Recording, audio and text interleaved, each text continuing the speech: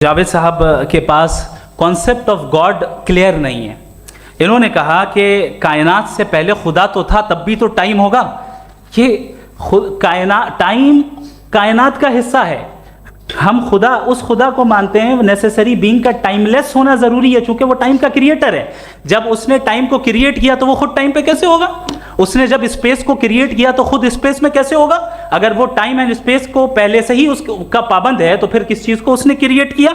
लिहाजा ये सवाल गलत है कि खुदा था तो टाइम होगा। बिल्कुल नहीं, टाइम के पाबंद हम हैं, खुदा नहीं है। हम फिजिकल वर्ल्ड से ताल्लुक़ रखते हैं, वो मेटाफिजिकल रियलिटी है। दूसरी चीज़ इन्होंने मिसाल दी कि चाय की केतली हवा में घूम रही होगी, और पता नहीं शायद वो बर्टन रसल का उन्होंने हवाला दिया। बहरहाल यही प्रॉब्लम है। प्रॉब्लम यही है कि हम चीज़ों के दरमियान डिफ्रेंशिएट नहीं कर पाते हैं। ये जो आपने मिसाल दी ये इमेजिनेशन है, और मैं जो साबित कर रहा हूँ वो लॉजिकल नेसेसिटी है। आप इमेजिन करने आए तो कुछ भी करें, जुपिटर में पिंक एलिफेंट होगा, यूनिकॉर्न होगा, करें, उससे कायनात पे क्या फर्क पड़ता है? उससे आप लॉजिकल नेसेसिटी साबित नहीं कर सकते। मैं तो उस प्राइम कॉज की बात कर रहा हूं, उस नेसेसरी बीइंग की बात कर रहा हूं जिसके बगैर इस कायनात का एग्जिस्टेंस मुमकिन नहीं। दूसरी चीज इन्होंने कहा वर्ल्ड का नक्शा लीजिए, वर्ल्ड मैप लीजिए, दो अलग अलग जगह की। हजरत मैंने ये होमवर्क किया था, और मैंने मिडिल ईस्ट का एक नक्शा लिया और यूरोप का एक नक्शा लिया, ये मजहबी इलाका और ये लिबरल और एथीस्ट इलाका। मुझे पता चला कि सबसे ज्यादा रेप केसेस जो हैं वहां पर है।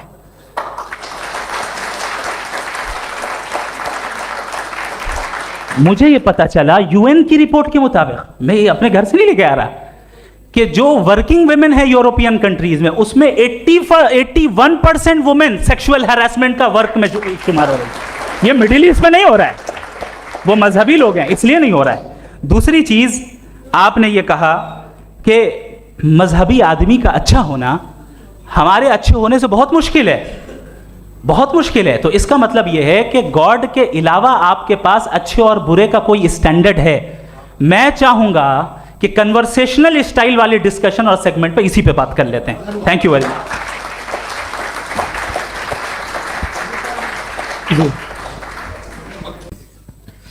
देखिए, पहले तो ये बात कि ये मिसाल गलत नहीं है, गलत है। इन्होंने पहले ही हमको डिसार्म कर दिया। पहले अकल से मामला सॉल्व नहीं हो सकता, लॉजिक से आप पहुंच नहीं सकते। ये एक मेटाफिजिकल चीज़ है। मेटाफिजिकल अजीब सा लफ्ज़ है, ठीक से किसी को माने नहीं मालूम इसके, तो ऐसा लगता है कुछ बड़ी चीज़ है। अरे भाई, क्या होता है मेटाफिजिकल? बताओ, खड़ी हो। ये एक लफ्ज़ है जो कहीं भी इस्तेमाल हो जाता है। जब आप एक बात कर रहे हैं और आप मुझसे बहस कर रहे हैं तो मुझे मेटाफिजिकल मत बताइए, आप लॉजिकली मुझे प्रूव किए। और अगर लॉजिकली आप नहीं बात करते साहब ये मेटाफिजिकल है, तो फिर हम आप बात क्या कर रहे हैं? मेरा आपका किस ज़बान में कॉन्वर्सेशन होगा? और ये कहना कि वक्त पहले नहीं था, तो फिर क्यों कहते हैं ये हमेशा से और हमेशा रहेगा? हमेशा वक्त है, तो आप कैसे कहते हैं वो हमेशा से है और हमेशा रहेगा? हमेशा का मतलब है कोई वक्त, अगर वक्त ही नहीं है तो हमेशा कैसे? बाहर वो रहेगा।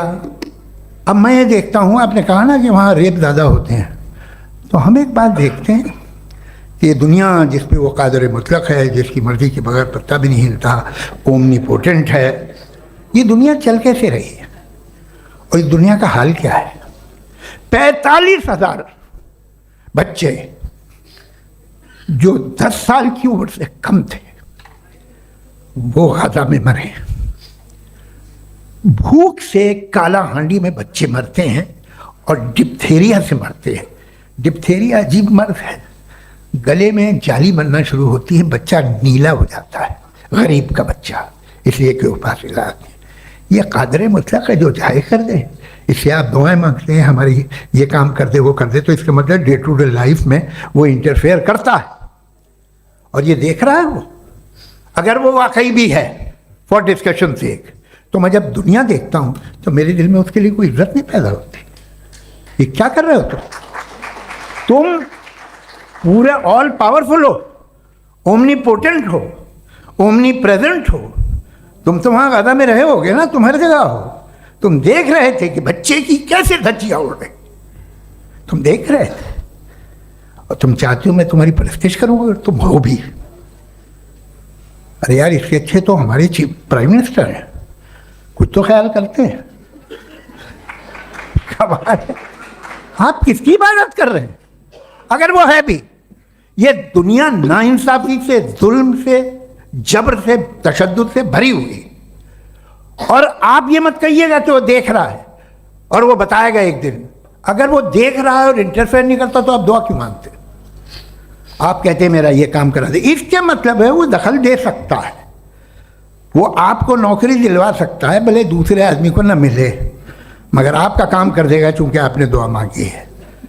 तो जब वो आपको नौकरी दिला सकता है, लड़की की शादी कर सकता है, बेटे को ग्रीन कार्ड दिलवा सकता है, तो कम से कम ये जो मर रहे हैं बच्चे, इनको रोक दे, कुछ तो करे। मुझे तो दुनिया में, इस दुनिया का कोई मालिक है, इसका ओमनीपोटेंट कोई रूलर है, और ये दुनिया ऐसी चल रही है। मैं तो चाहूँगा कि भाई ना हो, अगर हो तो बड़ी शर्मिंदगी की बात है। शुक्रिया। आर्ग्यूमेंट आपको बता रहा था, ये अकल से ही बता रहा था हजरत।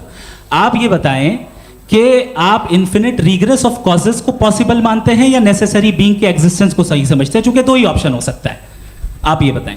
देखिए, आपको मैं ईमानदारी से बात करूँ, एक तो मैं कॉन्टीजेंसी वर्ड ठीक से समझता नहीं, और इस वक्त भी जो आपने अंग्रेजी के अल्फाज इस्तेमाल किए वो ज़रा थोड़े से मुझे डिफ़िकल्ट और कॉम्प्लिकेटेड लगे, तो आप ज़रा सिंपल ज़बान में सवाल कर सकते हैं? बिल्कुल कर सकता हूँ जी।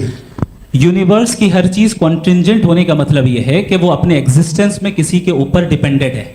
जो भी चीज डिपेंडेंट होगी वो चीज इंडिपेंडेंट नहीं हो सकती, तो उसका कोई ना कोई कॉज होगा। तो अब आप क्या समझते हैं कि ये इन्फिनिट रिग्रेस है, यानी कॉज पर कॉज, कॉज पर कॉज, कॉज पर कॉज, और कभी कोई यानी ये एंडलेसली चलता रहा? क्योंकि अगर ऐसा होगा तो हम तो एग्जिस्टेंस में आते ही नहीं। लॉजिकली ये मुत्तफक अलैह चीज है, मुत्तफक अलैह, अग्रीड अपॉन। ओके, इस पे हमने एग्री किया था कि मुश्किल शब्द आएगा तो अर्थ बताना पड़ेगा। तो इन्फिनिट रिग्रेस तो पॉसिबल नहीं है, तो कहीं ना कहीं आपको रुकना पड़ेगा ऐसे नेसेसरी बीइंग पर। नहीं, कोई ज़रूरत नहीं रुकने की। किसने कहा आप रुकना पड़ेगा? आप रुकते हैं खुदा पे, आप नहीं रुकते। आप कहते हैं वो हमेशा से, जब उस वक्त से जब वक्त नहीं था। आप कहाँ रुकते हैं कि अब हुआ था वो? आप नहीं कहते। हम क्यों नहीं मान सकते कि यूनिवर्स जो है और बल्कि मल्टीवर्सेस जो है वो हमेशा से हैं, वो बनती है, बिगड़ती है। एक हमारे यहाँ एक चीज़ है, ब्लैक होल, वो समेट लेता है वापस, फिर ब्लास्ट होता है, फिर फैल जाता है। और इसमें हमारी तो खैर कोई औकात ही नहीं है इंसान की। एक छोटे से ज़र्रे पे हम 50-60 साल की उम्र रखते हैं, जो करोड़ों अरबों साल की कायनात है उसमें, और पैदा भी नहायत ही बेहुदा वजह से हुए थे। तो इसमें है ये सोचना कि इसकी वजूहात और ये क्यों है, ये डिपेंडेंट है, ये हम देख रहे हैं। क्या मालूम, आप सोचिए कि ये जो फैल रही है कायनात, ये कहाँ फैल रही है, ये कहाँ जा रही है, और ये फैल क्यों रही है? अरे बना ली थी तुमने, रुको भैया, हाँ काफ़ी है। ये फैल क्यों रही है? ये और कौन सी कायनात जिसे मैं दूरबीन से देखता हूँ तो 2 बिलियन लाइट ईयर पे है, उससे मेरा कोई वास्ता ही नहीं है। 2 बिलियन ईयर यानी अगर मैं 80,000 माइल्स पर सेकेंड से चलूँ तो 20 करोड़ साल में वहाँ पहुँच जाऊँगा। इसकी ज़रूरत क्या थी? ये दुनिया, ये कायनात तो इंसान अशरफुल मखलूक़ात के लिए बनाई गई ना। तो ये सब ये टर्म समझ में नहीं आया, इसमें कोई ख़ास समझने वाली बात थी भी नहीं। ये जो अल्टीमेट कहा यह जाता है कि ये जो पूरी यूनिवर्स है, ये जो दुनिया है, ये इंसान के लिए बनाई गई। अच्छा, ये सब इंसान के लिए। क्यों साहब, सही है ना?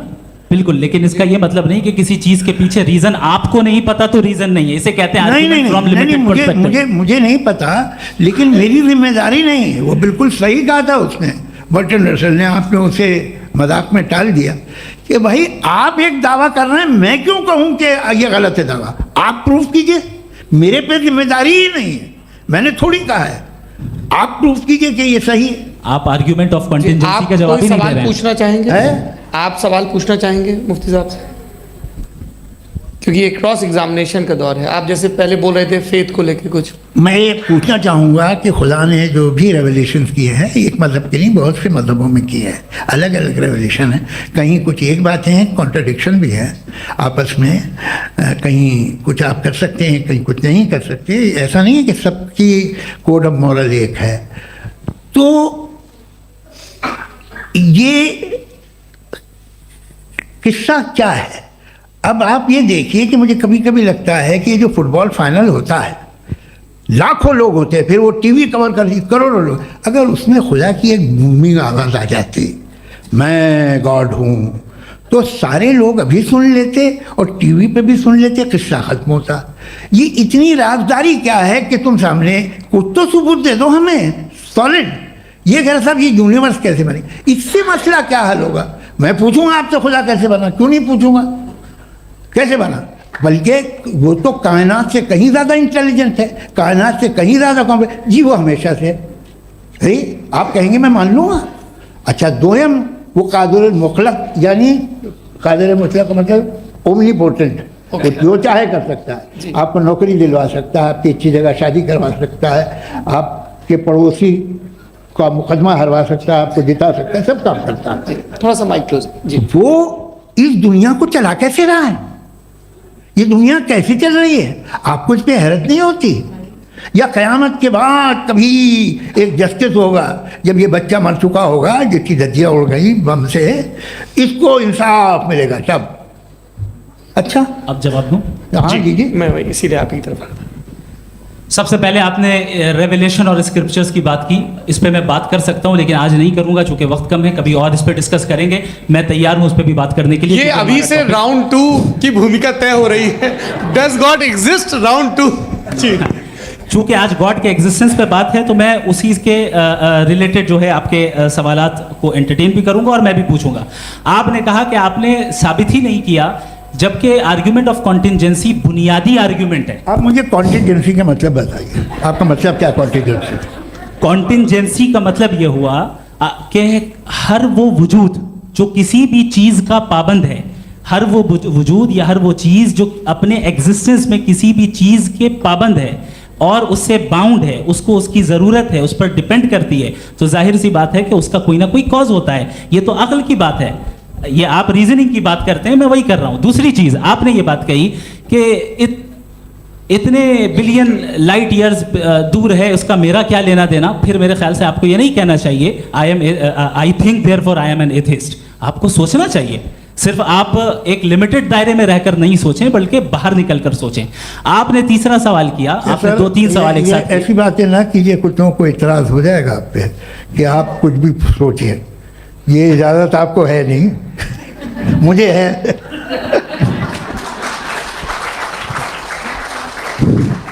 जी आपने प्रॉब्लम ऑफ इविल के ताल्लुक से सवाल किया और बार बार आप एक लफ्ज रिपीट कर रहे हैं कि ओमनीपोटेंट गॉड है, ऑल पावरफुल गॉड है।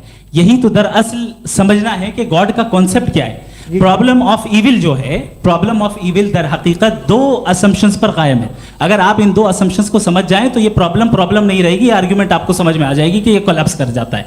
पॉइंट नंबर 1, यानी जो आपका सबसे पहला फॉल्स असम्पशन है कि गॉड मर्सीफुल है, ओमनीपोटेंट है, दुनिया में जुल्म हो रहा है। लेकिन आपको ये समझना चाहिए कि हमारे वर्ल्ड व्यू के मुताबिक गॉड सिर्फ ओमनीपोटेंट और सिर्फ मर्सीफुल नहीं है, बल्कि वो ऑल वाइज भी है और वो ऑल नोइंग भी है। उसके हर काम के पीछे हिकमत और विजडम है। ये कोई जरूरी नहीं है कि वो हिकमत और विजडम आपको समझ में आए या मुझे समझ में आए। अगर आप जो समझ रहे हैं उसके मुताबिक आप फैसला कर रहे हैं, ये लिमिटेड पर्सपेक्टिव से आर्ग्यूमेंट है। और इस चीज को हम अपनी दुनिया में, अपने लाइफ में, डेली लाइफ में इस प्रिंसिपल को एक्सेप्ट करते हैं। हम जब किसी डॉक्टर के पास जाते हैं, डॉक्टर के पास जाकर वो अगर उसने हमें कोई दवाई दी है तो हम ये तो नहीं कहते कि जब तक आपके पास जितना नॉलेज और जितना विजडम नहीं है, आपने क्यों ये दवाई दी है, तब तक हम इस चीज को एक्सेप्ट नहीं करेंगे। नहीं कहते, हम उसकी अथॉरिटी को तस्लीम करते हैं। क्यों? क्योंकि उसकी हम जानते हैं कि वो नॉलेजेबल है, वो विजडम वाला है, हमसे ज्यादा नॉलेज और हमसे ज्यादा विजडम है। बताएं सर। मैंने डॉक्टर में और खुदा में बड़ा डिफरेंस है। डॉक्टर पढ़ा लिखा होता है एक, तो मैं उसकी बात सुनूंगा। दोयम ये नहीं कुछ जवाब तो ये भी नहीं है सर। प्लीज आप अगर सब ऑडियंस से बोलने लगेंगे तो फिर मतलब नहीं सिविलाइज्ड बहस का। मतलब आप ये कहें कि चूंकि आप डॉक्टर पे बिलीव करते हैं इसलिए खुदा पे बिलीव किए, क्या ये मिसाल आपको समझाने के आर्गुमेंट है, इस पे आपको एतराज नहीं है। तो सिंपल बात ये है कि मैं अगर ये यकीन कर रहा हूँ कि एक ओमनीपोटेंट उसकी मसलहत है, ये जो बच्चे मर रहे हैं ये मसलहत है उसकी, मुझे नहीं चाहिए थी मसलहत। उसकी मसलहत नहीं, यही तो समझना है। मतलब एक्सपीडियंस। अच्छा, आपने अभी मेरी बात पूरी सुनी नहीं। मैंने कहा आपका पूरा आर्ग्यूमेंट दो फॉल्स असम्पशंस पर है। एक फॉल्स असम्पशन मैंने बता दिया, वो क्या दूसरा फॉल्स असम्पशन ये है कि इस दुनिया में इविल के होने का कोई गुड रीजन नहीं है, जबकि हमारे पास बाज रीजंस मौजूद हैं, हमारे पास बाज वजूहात मौजूद हैं। अगर इस दुनिया में इविल ना हो तो आप गुड को डिफाइन कैसे करेंगे? अगर जुल्म ना हो आप इंसाफ को समझेंगे कैसे? अगर तारीकी ना हो तो आप लाइट को समझेंगे कैसे? बहुत अच्छे। अभी और सुन लें, अभी और बाकी है। ये तो बात बहुत पसंद आई साहब मुझे, कि जब तक रेप ना हो तब तक औरतों की इज्जत का ख्याल आप, आपने मेरा जवाब पूरा सुना ही नहीं। जब तक के बच्चों का कत्ल ना किया जाए तब तक आपको बच्चों की मासूमियत की इज्जत है। आपने पूरा जवाब सुना ही क्या नहीं। बात है? क्या आपने नुक्ता निकाला हुआ? आपने पूरा जवाब सुना ही नहीं। आप सुन लें, मेरी बात सुन लें। ये मैंने आपको एक चीज बताई। दूसरी चीज, इस दुनिया में हम आए हैं टेस्ट के लिए, हमारा टेस्ट हो रहा है और हर इंसान का अलग अलग अंदाज में टेस्ट होता है। और इस दुनिया में अगर इविल मौजूद है तो वो इविल जरिया है हमारे अंदर ह्यूमन नोबल क्वालिटीज को डेवलप करने का और अलग अलग फील्ड में प्रोग्रेस करने का। और अगर हमारे अंदर और इस दुनिया में इविल नहीं होता तो बताइए टेस्ट का मतलब क्या होता? अगर मैं अपने स्टूडेंट को एमसीक्यूज दूं और उसमें सिर्फ राइट आंसर लिख कर दे दूं और कहूं तुम्हारा टेस्ट हो गया, ये मीनिंगलेस है। इस दुनिया में अगर हम टेस्ट के लिए आए हैं तो जाहिर है गुड एंड इविल दोनों मौजूद है। तो